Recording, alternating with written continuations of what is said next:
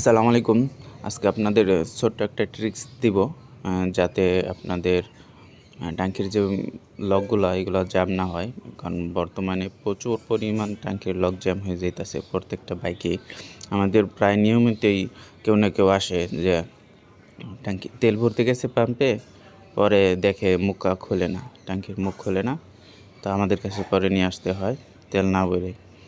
তো এই সমস্যাটার মূলত কারণ হচ্ছে আপনার ট্যাঙ্কিতে জং ধরে। তো সেজন্য কী করে কাস্টমাররা আপনার ট্যাঙ্কি ফুল করে রাখে যাতে মরিচা না ধরে। তো এই ক্ষেত্রে আবারও এই সমস্যাটা কী হয় যে আপনার ট্যাঙ্কি ফুল করে নিচ্ছেন, ফুল করার পরে ১-১.৫ মাস ট্যাঙ্কির মুখই খোলা হয় না।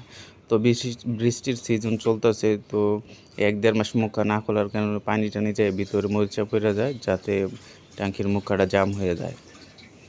এর জন্য আপনারা যদি ট্যাঙ্কি ফুলও করেন, তাও আপনার ৩-৪ দিন পর, পর ট্যাঙ্কির মুখাটা খুলবেন। তো অবশ্যই মুখাটা যদি খুলেন তাহলে আর এই আপনার জ্যাম হবে না। কারণ নিয়মিত ব্যবহার করলে এটা প্রবলেম হবে না ইনশাআল্লাহ। আশা করি সবাই বুঝতে পারছেন।